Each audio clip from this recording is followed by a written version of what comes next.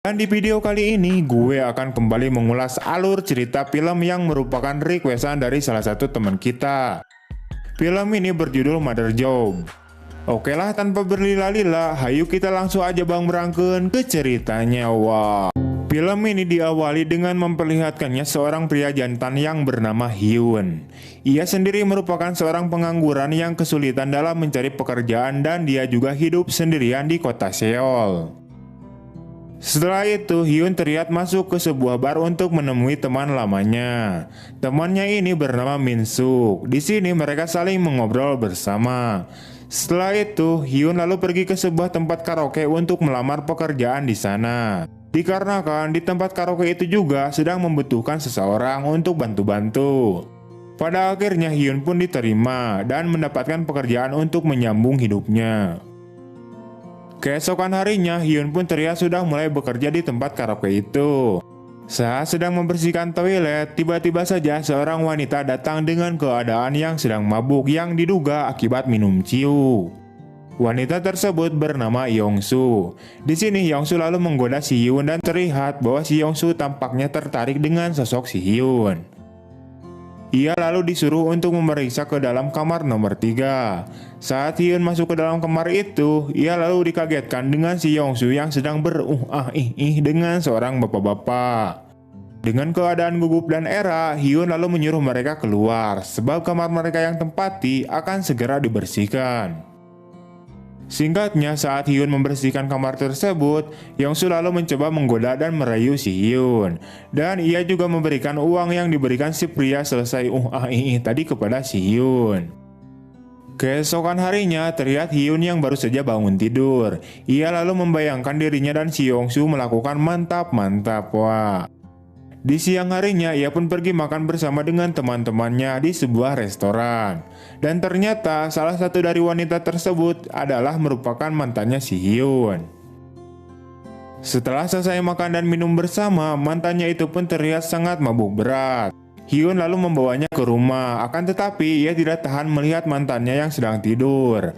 Akhirnya Hyun pun tergoda dan mereka pun bermantap-mantap. Wah. Setelah bangun dan sadar dari maboknya, mantannya pun kemudian kaget, di mana ia melihat pakaiannya yang telah terbuka. Ia lalu mengatakan kepada si Hyun bahwa Hyun tidak boleh lagi menyentuhnya, dikarenakan mereka itu sudah tidak lagi berpacaran.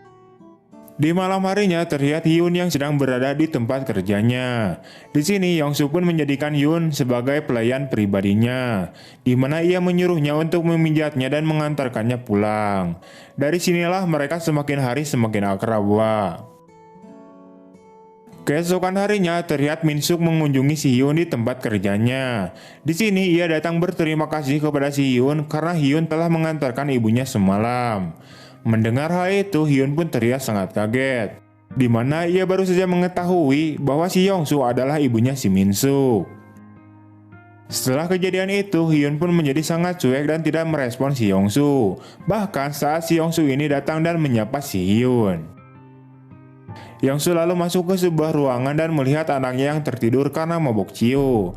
Dari sinilah Yongsu juga sadar, karena hal itulah Hyun tidak merespon dirinya. Setelah itu, ia lalu pergi kembali menemui Hyun dan membicarakan hal tersebut.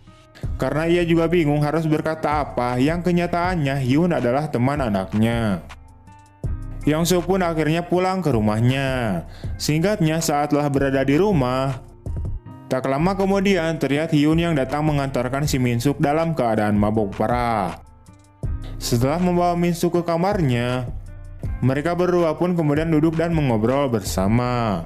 Di sini Yongsu menceritakan kisahnya kepada Hyun, di mana ia telah lama bercerai dengan suaminya. Mendengar hal itu, Hyun pun berusaha menenangkan si Yongsu. Ia juga mengatakan bahwa sebenarnya ia menyukai si Yongsu. Dan pada akhirnya mereka berdua pun berpacaran. Wah, tak lama setelah itu mereka pun bermantap-mantap. Keesokan harinya terlihat si Hyun yang sedang bobo di rumahnya si Yongsu. Singkatnya, mereka bertiga pun terlihat sedang sarapan pagi bersama. Beberapa waktu kemudian, Hyun lalu mengajak si Yongsu untuk pergi jalan-jalan ke sebuah taman dan menikmati hari layaknya sepasang kekasih. Di malam harinya, mereka kemudian pulang ke rumah. Hyun yang menyadari bahwa si Min Suk sedang tidak berada di rumah, ia lalu celonos masuk ke dalam kamarnya si Yongsu dan kemudian mereka pun bermantap-mantap. Wah.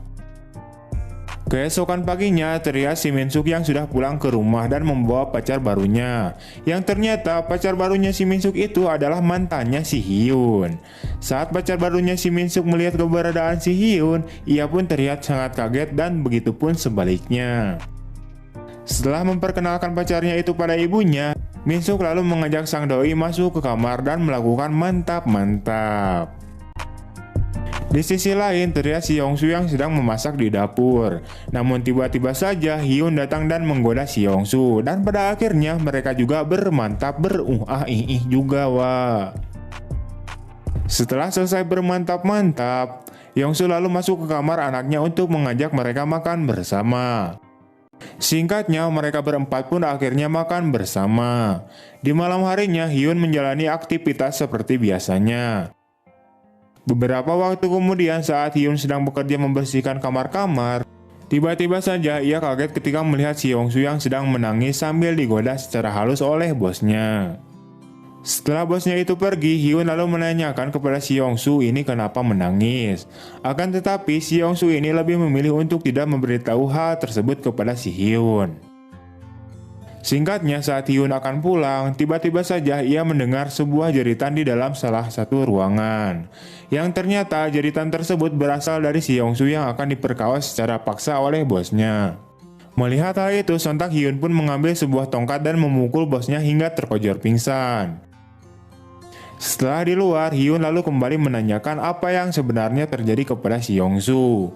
Pada akhirnya, Yongsu lalu menceritakan semuanya kepada si Hyun. Yang ternyata si Yongsu ini sedang terlilit hutang yang sangat banyak dan dipaksa harus bekerja sebagai wanita penghibur. Mendengar hal itu, Hyun pun bingung dan tidak bisa mengatakan apa-apa, sebab ia juga sama-sama tidak punya uang.